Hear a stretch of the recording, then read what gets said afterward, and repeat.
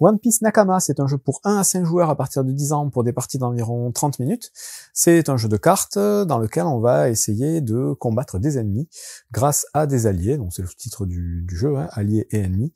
Le principe, c'est qu'on va essayer de faire des combinaisons de cartes particulières en tenant compte des valeurs ou des couleurs pour vaincre les ennemis en fonction de ces fameuses différentes conditions. Le but du jeu, ça va être soit de réussir à vaincre tout le deck de cartes ennemies, soit de vider le deck de cartes alliées avant d'avoir perdu 5 alliés. On peut perdre aussi des personnages. Donc pour ça, au niveau de la mise en place, c'est très simple. Vous allez avoir un petit plateau à mettre au centre de la table. Sur ce plateau, vous mettrez un petit jeton de compteur de dégâts sur l'emplacement 0 ici. Vous allez prendre les cartes ennemies, donc les cartes ennemies sont les cartes à dos rouges, vous allez les mélanger et vous allez en piocher 20 aléatoirement, qui seront les 20 ennemis que vous allez combattre pour la partie. Pour une partie de base, vous allez commencer avec des ennemis standards, donc sur lesquels il n'y aura rien indiqué en haut à droite, et si vous voulez corser un petit peu les parties, vous allez pouvoir mélanger des cartes boss indiquées en haut à droite, au deck ennemi, et ces cartes boss sont beaucoup plus compliquées à combattre et ont des petits effets particuliers, je les expliquerai tout à l'heure.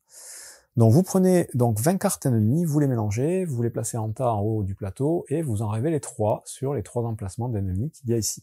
Ensuite, vous allez prendre le deck de cartes alliées, donc les cartes à dos bleu, les mélanger toutes et en placer 5 faces visibles sous le plateau, cette fois aux emplacements indiqués alliés.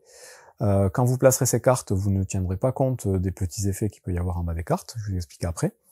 Et vous pouvez voir que ces cartes vont avoir des couleurs et des valeurs différentes, donc ça va être numéroté de 1 à 9, et il y a 6 couleurs différentes, je crois, qui correspondent au pays d'origine des personnages.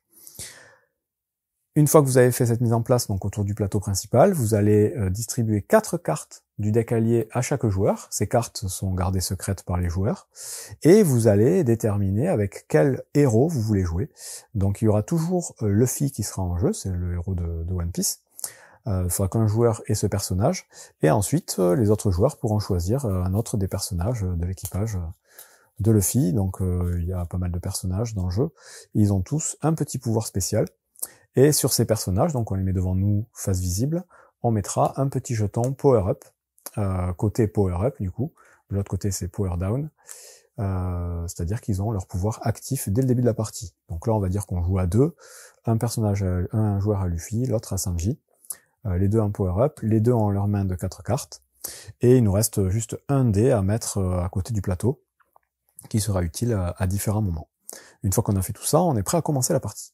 Une partie de One Piece Nakama va durer un certain nombre de tours, en sachant que c'est un jeu coopératif, je ne l'ai pas précisé, donc on joue ensemble contre le jeu, donc contre les ennemis, et il va y avoir 3 conditions de fin. La première, c'est de réussir à vaincre toutes les cartes ennemies qu'on a mis en place en début de partie, donc dès qu'on les aura tous vaincus, et chaque fois qu'on combat un ennemi, qu'on arrive à le battre, on le met de ce côté-là du plateau. Si on arrive à battre le dernier ennemi, ben on gagne instantanément la partie et on est le roi du pirate. Le roi des pirates, c'est la victoire absolue, on va dire. L'autre façon de gagner la partie, c'est de réussir à vider le paquet de cartes alliées. Et dans ce cas-là, ben on va compter les points en fonction des cartes ennemies qu'on aura réussi à battre. Les points sont indiqués en bas à droite, c'est des primes, hein, c'est de l'argent qu'on va gagner. Et ça dans les règles, on a un petit classement en fonction du nombre de points qu'on atteint. Et la dernière façon de mettre fin à la partie, c'est de perdre la partie, et ça arrive quand les ennemis ont réussi à nous éliminer 5 alliés ou plus. Donc les alliés, ce sont les cartes qui sont en bas. On va pouvoir les perdre, notamment grâce à cette piste de menace ici. Dès qu'on met la 5e carte en défausse ici d'alliés, on perd instantanément la partie. Voilà pour le principe, donc on est dans l'univers de One Piece, on va retrouver tous les personnages de cet univers, donc du manga ou de l'anime, pour ceux qui connaissent. C'est plutôt sympathique et c'est assez thématique. On va jouer dans l'ordre du tour, dans le sens aigu d'une montre, en commençant par le joueur qui a le personnage de Luffy. Donc ce joueur a 4 cartes en main, comme tous les joueurs autour de la table, et va devoir, dans un premier temps, recruter. C'est la première étape qu'on va faire à son tour, on va faire 3 étapes à son tour, recruter, combattre et se reposer. Quand on va recruter, en fait, on va tout simplement devoir jouer une carte de sa main sur une des cartes alliées qui est déjà placée sous le plateau. Quand on joue une carte, on va la mettre par-dessus la carte précédente, en laissant dépasser la couleur et la valeur de la carte précédente. Toutes les cartes qui seront au-dessus d'une colonne sont considérées comme les alliés présents, et les cartes de dessous sont les alliés du passé. Évidemment, ces cartes, on va pas les jouer au hasard n'importe comment, on va les jouer en regardant les conditions qu'il va falloir atteindre pour vaincre les ennemis.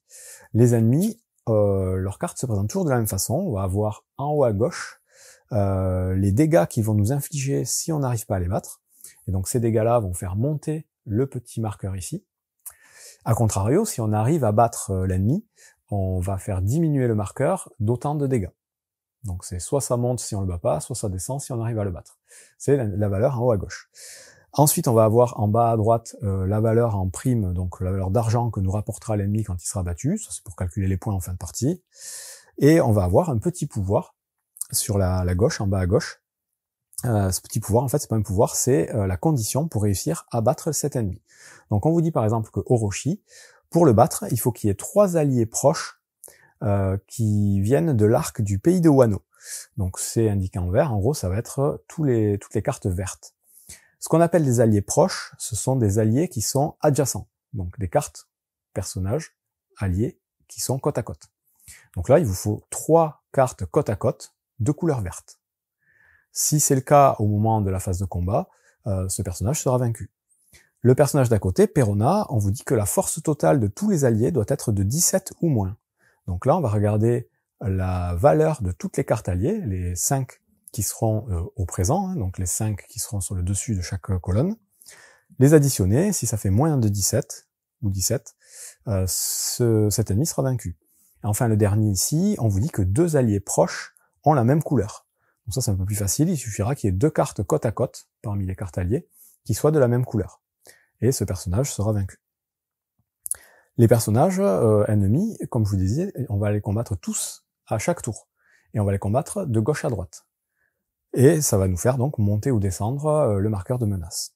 Donc là, par exemple, à mon tour, je vais pouvoir jouer, on va dire, ce personnage ici, à cet endroit. Et dès qu'on va jouer un personnage, donc toujours dans cette phase de recrutement, on va pouvoir appliquer l'effet du personnage. Donc les cartes personnages alliées, elles sont toujours aussi présentées de la même façon, le nom du personnage, sa valeur en force, le pays d'origine, donc la couleur de la carte, et un petit pouvoir qui va s'appliquer quand on jouera la carte à la phase de recrutement. Ces pouvoirs, il suffira de les lire pour les appliquer, et ils sont assez simples à comprendre, donc souvent ce sera juste du texte. De temps en temps, on va avoir des petits icônes, donc je vais vous expliquer les principaux. Donc Power Up déjà, Power Up votre héros, Power Up c'est pour pouvoir réactiver le pouvoir de notre héros. En sachant que ce pouvoir, pareil, il est unique sur chaque héros, il peut être utilisé à tout moment de la partie, même pendant le tour de notre joueur, n'importe quand, on peut utiliser notre pouvoir, et quand on utilise le pouvoir, on retourne le jeton Power Up vers Power Down, donc il devient inactif. Grâce à cette action-là, je vais pouvoir réactiver mon pouvoir. Donc là, dans ce cas présent, en début de partie, ça n'a aucun intérêt puisque le pouvoir est déjà actif. Mais voilà comment ça marche. On a de temps en temps le pouvoir recruter ici. Recruter, c'est tout simplement pouvoir rejouer une carte. Recruter, c'est refaire l'action de recrutement, rejouer une carte directement en appliquant encore l'effet si on le veut. Ensuite, on peut avoir l'icône échanger. Échanger, ça permet d'échanger une carte de sa main avec une carte de la main d'un autre joueur. Donc ça peut nous aider à aller plus vite pour résoudre les différentes combinaisons de cartes. On va avoir l'icône renvoyer un ennemi. Renvoyer un ennemi, ça permet de choisir un des ennemis actifs et de le remélanger dans la défausse sans le remplacer tout de suite. Ça veut dire qu'on a un ennemi à moins à combattre pour ce tour, ce qui peut être utile à certains moments. On va avoir l'action déplacer. Ça va permettre tout simplement de prendre un personnage du présent sur une des colonnes et de le placer sur une autre colonne, donc de changer un peu l'ordre des cartes pour associer peut-être les couleurs ou les numéros comme ça nous arrange.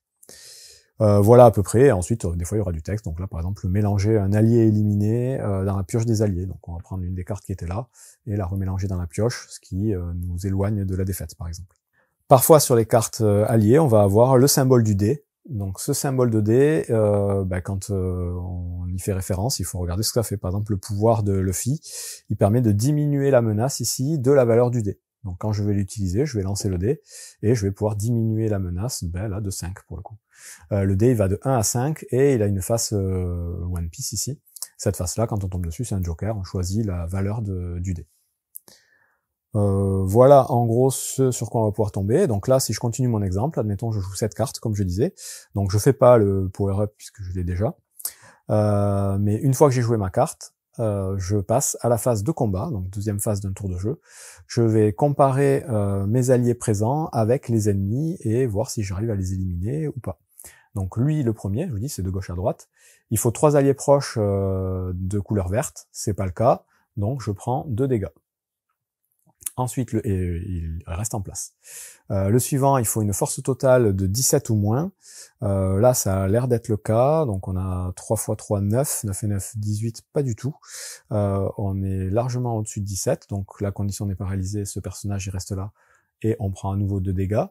Par contre, ici, il nous faut 2 alliés proches de même couleur. Là, on a 2 alliés proches. Encore une fois, proches, c'est côte à côte. Qui sont rouges. Dans ce cas-là, cet ennemi est vaincu. Donc je le prends, je le mets sur la pile des ennemis vaincus, et comme il avait 1 de force, je regagne un point ici. Une fois qu'on a fait le combat, on regarde où en est la menace. Si jamais la menace est sur le niveau 10 ici, on va être obligé de perdre un allié. Et dans ce cas-là, on va lancer le dé pour savoir quel allié on va perdre. Donc là, ce serait le 5, ce serait ce personnage, le personnage du présent de la colonne correspondante. Et on le mettra en défausse ici. Et quand ça arrive, on remet ensuite le marqueur directement sur 0 et on repart à 0. Si on a éliminé des ennemis ici, on décale toutes les cartes ennemies vers la gauche et on en remet des nouveaux sur la droite. On peut réussir à en tuer plusieurs dans un même tour et on remplira de cette façon. Et à chaque fois, il faut regarder la nouvelle condition à essayer de remplir. Ça, c'est ce qu'on fait donc à la phase de repos. Et dernière chose, c'est refaire sa main à... non, c'est pas celle-là, ma main, c'est celle-là. Refaire sa main à 4 cartes. Donc on repioche des cartes jusqu'à avoir 4 cartes en main. Comme je dis, il y a une action qui vous permet de jouer plusieurs cartes. Dans ce cas-là, vous repiocherez plusieurs cartes. Puis, c'est au joueur suivant de faire la même chose. Il choisit une des cartes pour recruter. Il va jouer une carte ici en essayant d'avoir au mieux les conditions pour vaincre les ennemis. Et on va enchaîner comme ça, en n'oubliant pas d'utiliser donc de temps en temps ses pouvoirs quand ça nous arrange. Donc celui de Sanji vous dit que ce tour-ci seulement, vous pouvez changer la couleur de n'importe quel allié présent. Donc là, je pourrais changer la couleur de n'importe quel personnage. Typiquement, je pourrais jouer un personnage ici, faire un échange de cartes avec mon coéquipier et utiliser mon pouvoir pour dire que cet allié est vert aussi. Dans ce cas-là, j'aurai 3 alliés verts proche, et je pourrais vaincre ce personnage. C'est à peu près tout pour les règles. Comme vous pouvez le voir, c'est un jeu qui ressemble beaucoup au jeu 50 missions, pour ceux qui connaissent, qui est aussi sur ce principe d'agencement de cartes pour remplir des missions en fonction des valeurs et des couleurs. Ça ressemble beaucoup, sauf que là, c'est dans l'univers de One Piece, un peu plus thématisé, avec quelques petites subtilités en plus dans les pouvoirs des cartes. Sachez que c'est un jeu qu'on peut jouer aussi en solo. En solo, c'est exactement la même chose, sauf que vous allez jouer avec 6 cartes en main au lieu de 4, et que vous pourrez remplacer le pouvoir échanger par le pouvoir recruter ou le pouvoir déplacer. Donc voilà, échanger, comme on est tout seul, on ne peut pas échanger de cartes, on remplace ce pouvoir-là. Comme je vous disais, si jamais vous voulez renforcer la difficulté, vous allez pouvoir ajouter des cartes boss, donc autant que vous voulez dans le deck d'ennemis ici. Plus vous en mettrez, plus ce sera compliqué. Et ces boss, quand ils sont piochés, ils ont un petit pouvoir qui va s'activer, qui est le pouvoir sur fond rouge. Ce pouvoir sur fond rouge, il se déclenchera uniquement quand le boss sera dévoilé. Et d'ailleurs, pour la mise en place, on vous conseille de faire la mise en place des ennemis avant de rajouter les boss au deck de cartes ennemies. Voilà, généralement, leur condition de défaite est beaucoup plus compliquée. Si jamais vous remportez la victoire en ayant vidé le tas de cartes alliées, vous allez prendre tous les ennemis que vous aurez réussi à vaincre en défausse, et vous allez additionner toutes les valeurs de cartes ici pour le comparer au petit tableau qu'il y a à la fin des règles ici. Et on vous dit votre niveau de pirate en fonction du score que vous avez fait. Donc voilà, si vous dépassez les 71 000, vous êtes l'empereur des mers. C'est le meilleur score que vous pourriez faire. C'est tout pour One Piece Nakama, et c'est plutôt une bonne surprise. Donc pour un jeu à licence comme ça, donc One Piece c'est quand même ultra connu. Généralement les jeux à licence c'est pas génial.